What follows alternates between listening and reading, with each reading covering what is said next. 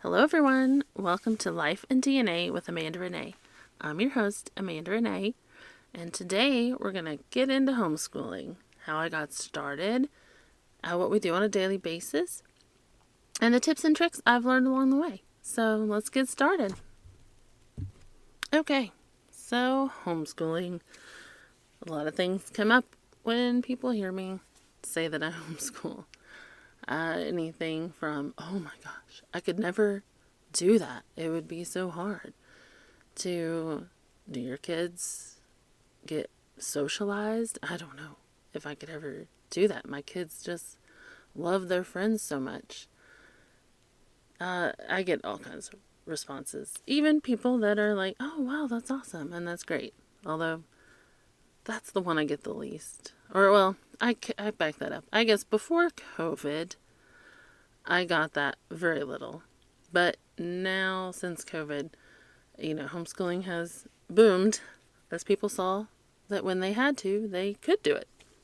And some of them really enjoyed doing it. I will give you the background on how I even got started. When I was a teenager, I personally had never, ever heard of homeschooling growing up. Honestly, I probably would have begged my mom to homeschool me if I had known that that was even an option. But I grew up in the 80s and I had never heard of that here in Southwest Oklahoma. So my cousin at a family gathering once was telling me that she was going to homeschool her kids. She was probably about almost 20 years older than me. She had 3 kids, and unfortunately she had gotten cancer, and she decided she was going to homeschool her kids. And to hear her talk about it, I was fascinated and immediately just nailed into my heart that that is what I wanted to do with my kids. Not only did I always dream of being a teacher, but I love learning myself and I love passing on knowledge, hence the podcast. And I just love that you could pick and choose what you wanted to teach your kids. You could go by, their learning styles and all the different things that she told me about. I was instantly drawn to that.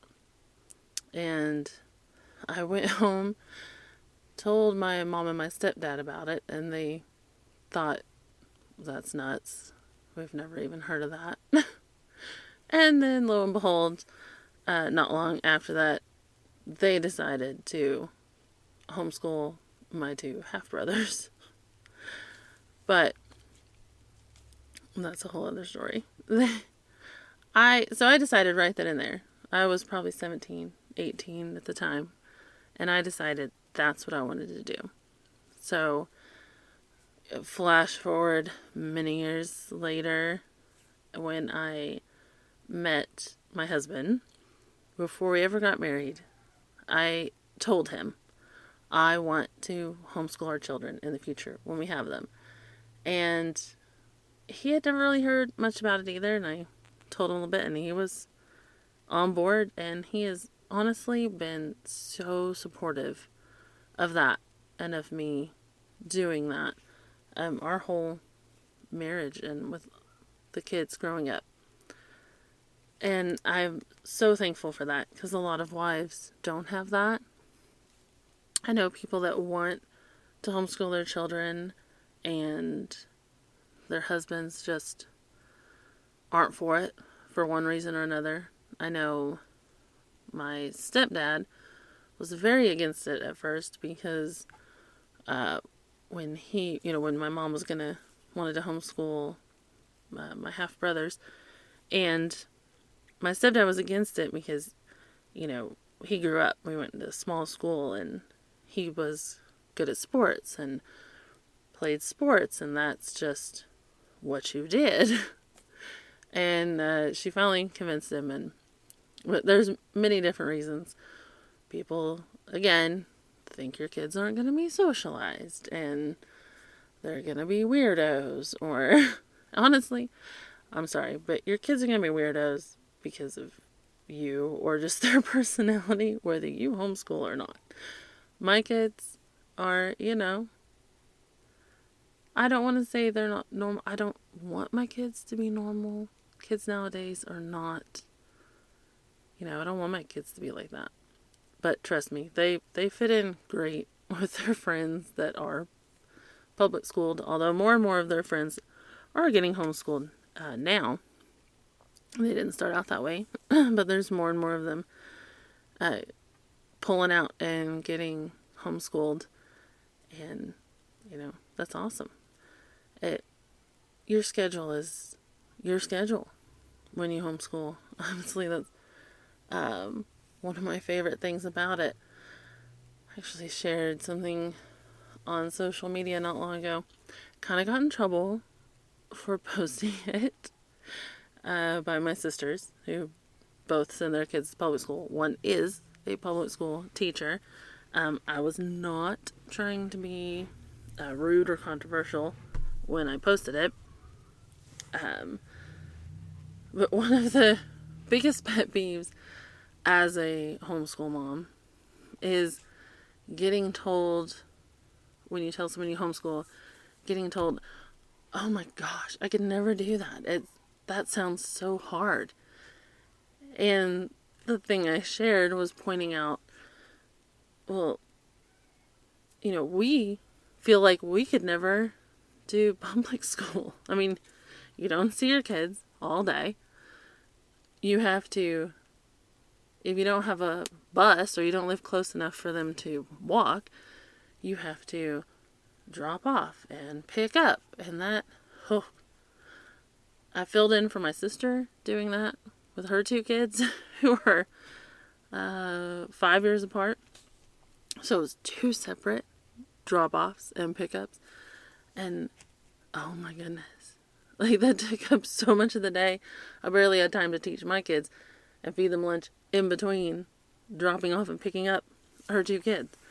So you've got homeschool at night and paying for all their activities and buying all the school clothes and school supplies. And yes, I purchased curriculum, but honestly, I use a company called Master Books, and they're really affordable.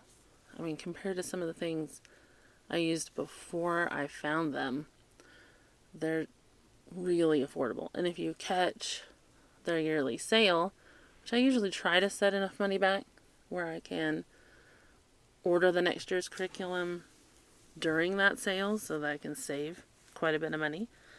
And so honestly, we don't have to spend a ton of money to homeschool our 2 kids. And a lot of the classes, if I buy the teacher book and the workbook and my son comes up and does the class again, I only have to buy the workbook twice. I don't have to buy both books. So it's even cheaper to homeschool my son because he's doing a lot of the same classes that his sister did. But so anyway, the thing that I shared was saying that my sisters thought I was dogging public school. I was not. I mean, everybody has their own. You have to make your own choice on what you do with your kids. I personally am pro homeschool. I personally believe that would be, the ideal thing. I understand not everybody's in a position to do that. And, you can do what works for you. I was just simply pointing out that, people that go to public school are like, oh, homeschooling's so hard. Well, to us, doing the public school thing seems so hard because I get to spend all day with my kids. I know exactly what they're learning, everything they're learning, because I'm the one purchasing the curriculum and checking it out before them. And I know what they're learning. They're not learning something that I don't want them to learn. And, they're with me all day. I don't have to drop them off, pick them up. And they don't have homework. They finish their schoolwork. And honestly, I will tell you, something that to me is a huge perk. It always drove me nuts, and this might be the nerd in me, but it drove me nuts being in public school, because I grew up in public school, and it drove me nuts. We never finished a book. Never. You spent the whole year skipping around, working your way, doing highlights. You never finished a book. And that annoyed me so much. But my kids and I, we finish our book. And if with history, and my son's doing 2 sciences this year, he's in 4th, and he's doing a basic science and over the scientific method, and then he's also doing zoology. Well, he started zoology in the middle of last year, and we'll finish the middle of this year, and then he'll get to start his paleontology class. And we chose to do that because honestly, Masterbooks has so many great science options for the kids that I didn't want him to miss out on one before he had to go into the harder things. So, we're cramming another thing in there. It still gives him 7 subjects. My daughter has 6. She's older. Her work's a little harder. But, we're done hour and a half, 2 hours on a, long day or a rough day. And my daughter, she finishes in about the same time. We're usually done by lunch with school. And then after lunch, anything my daughter needs checked, or if she's struggling with math, then we'll go over it together. That usually takes 30 minutes to an hour tops. And, we've had the rest of the day to have a lunch break, and I can cook supper, and typically I'll go make the bed, start laundry, dust, while I've got my son working on things. So there's, I get to be with them all day. Sometimes, yes, that's annoying, but for the most part, I'm very, very thankful that we get to do it that way, and that they're with me and not away from me, and just out there learning who knows what by who knows who. And yeah, I really enjoy it. Like I said in the first episode, if you heard that, but I have Hashimoto's. So I am tired a lot. I have to get a certain amount of sleep or I can't really function right, mentally or physically. I have to get enough sleep. And I'm kind of a night owl because in order to stay sane, I need a little bit of me time. So I go to bed later than everybody else. And so it's nice because homeschooling, I can go to bed when I want to, wake up when I want to. Kids and I get breakfast. Then we start school. And we're, like I said, done by lunch. And it just makes it nice. Now you throw in, I work for my church, so we have staff meetings on Monday. And so we've got to start a little earlier or make that a low day and hurry up and go to that. Try to come home in time to cook supper. My son goes to jiu-jitsu sometimes, and so there's another wrench in it.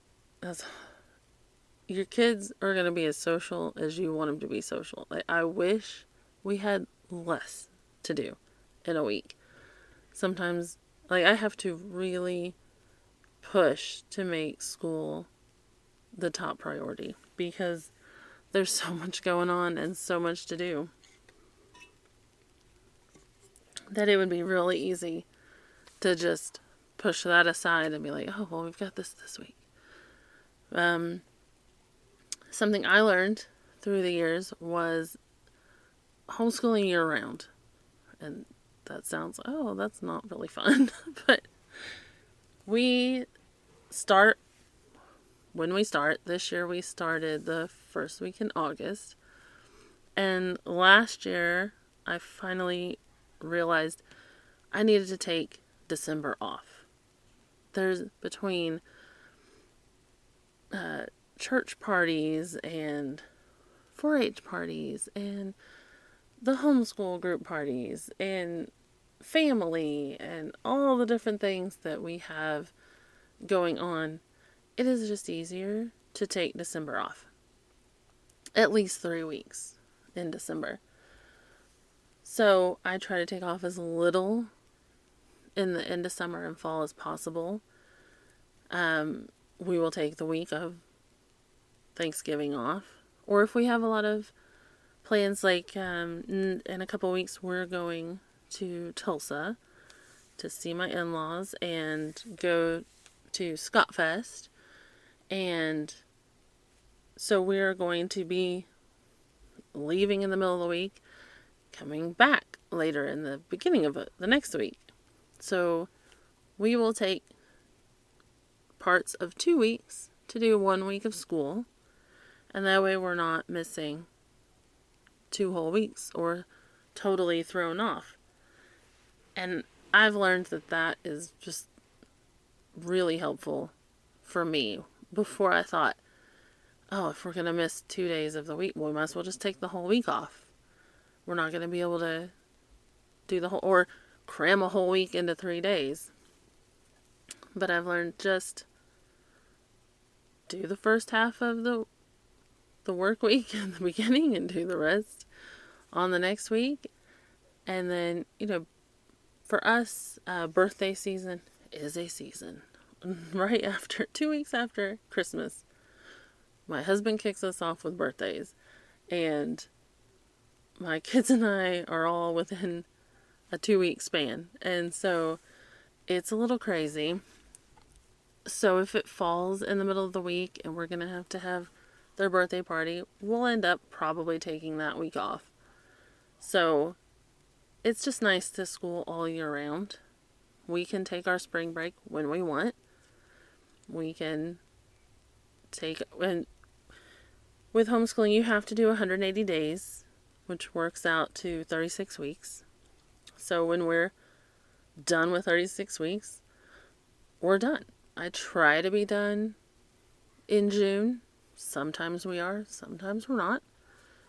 And then that'll just dictate when we start the next year. I try to give them at least a month off in between grades. Any more than that, this year we took, I think, 6 weeks.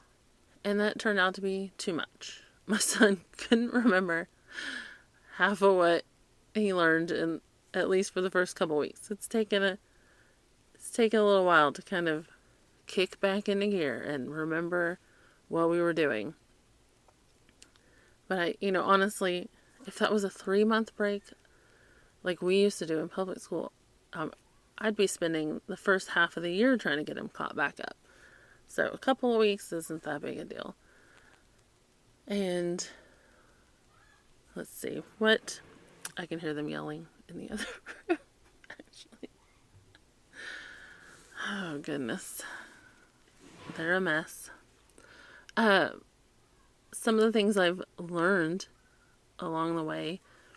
My daughter, my dream, when I dreamed of homeschooling my children as my daughter was little, it was, me sitting in the recliner, reading the book, my 2 children laying on the floor, coloring a picture, learning together, answering the questions. That is not how it turned out to be. Not at all. Honestly, they clash. They're a boy and a girl. They're 4 years apart. they fuss a lot. They get along a lot too, but they fuss, and they have very different learning styles. Another benefit to homeschooling is I can cater which curriculum and the way I teach the curriculum to how my kids learn. My son, he's a boy. His attention span is a hot minute. He does better with me right there. Now he's in 4th grade now. His reading's improved a lot. So it doesn't take as long now. But I'm starting to pass on. Here, you read the instructions and tell me what you're supposed to do. You read this passage and tell me what it says. And he's really doing great with that. My daughter, I believe starting 3rd grade, she was very advanced. She's a very advanced reader. She was 4, I think, and learned to read.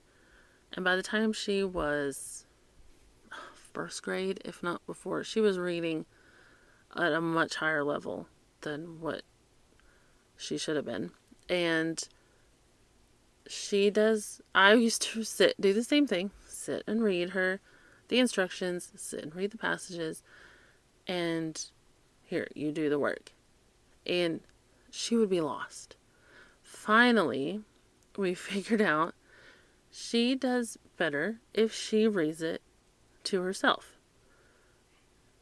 I don't know if it's the visual thing, hearing her own voice, the seeing and hearing and processing, and maybe she's low auditory, I'm not sure, but she did better reading it on her own.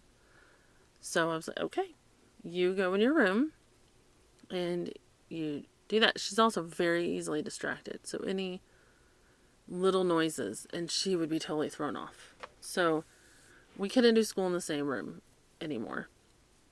So she'd go to her room, she does her school by herself. Anything she has questions for, she saves for after lunch, and we go over it.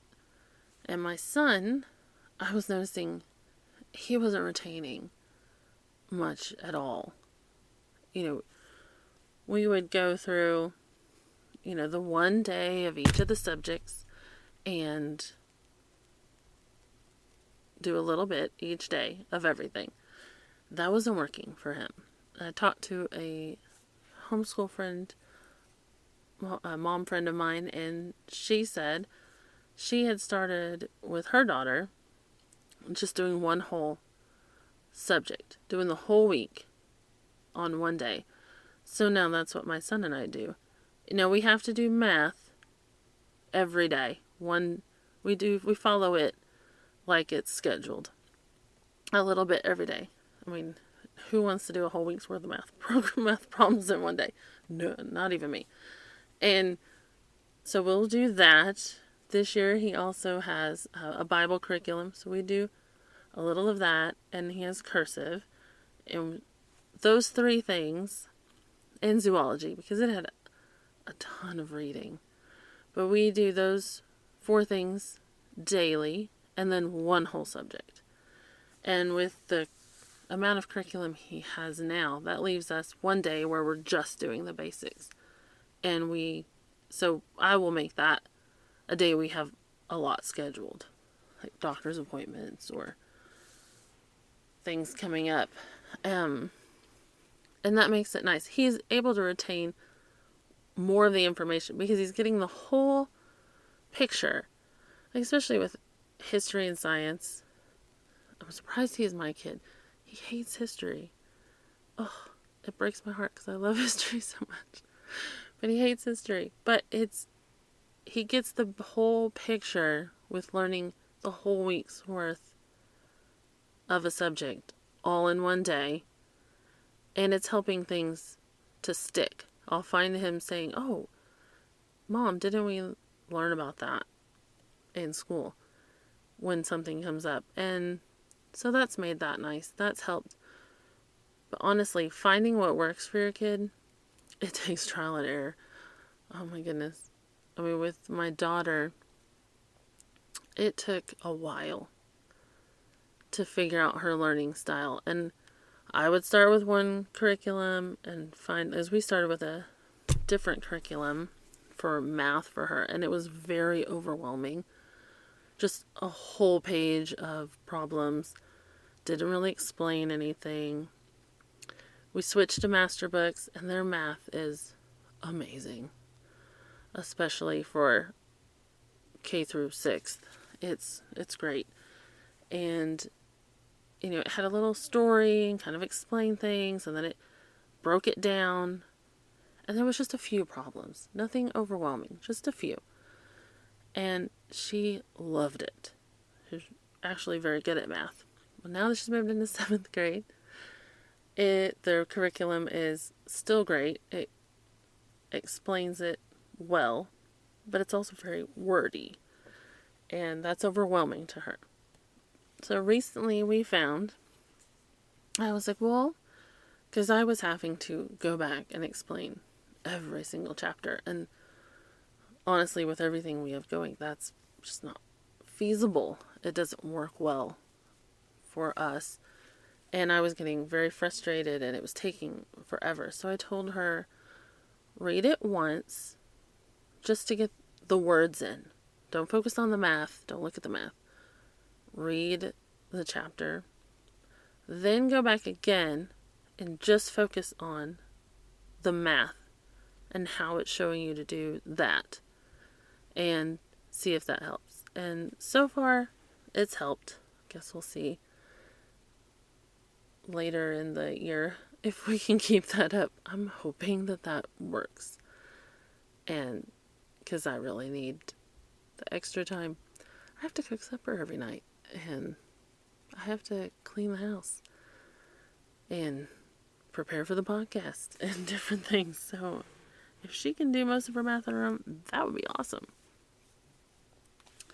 So that's just a little bit about, our homeschool life, what we do, how we've done it. It is not perfect. We have good days. We have bad days.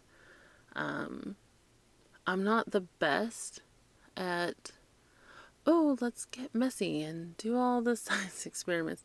I wish I could. Honestly, I wish what I knew what life would be like if I didn't have the Hashimoto's and had more energy to do things and wasn't such a perfectionist. But we do cook some. Their geography curriculum has, right now my son's doing the United States. Every state has, a special dish. So we pick and choose the ones we want to make. And we make those. And next year he'll do the world geography. And then they have a special recipe for every country. And I remember when my daughter did that, we made a few. So we might make a few different ones next year with him. And both of their science curriculums have, easy science experiments in them that don't require big expensive equipment or ingredients, and it's typically something you can do within 15-20 minutes, and I do not mind doing those. If we can do it quickly and easily and it's not real hard and time consuming, then those are actually fun, and I love doing those and taking pictures of them doing them for future reference, and they love it. The hands-on stuff is so much fun. I'm so jealous of my kids and the curriculum they have and the experiences that they're getting versus what I had growing up. I mean, there were good things about the school I went to, too, don't get me wrong, but I'm just jealous. I'm jealous of what they get to learn. I would have absorbed everything just like a sponge. I loved learning, and I wish I could learn like they're learning. Okay, guys, thank you for listening today about my homeschooling journey, and thanks for joining me on Life in DNA with Amanda Renee. Tune in Tuesday. I will be talking about Scott Fest and ethnicity breakdowns and how to figure out which branch of your tree comes from which ethnicity. So join me Tuesday. See you.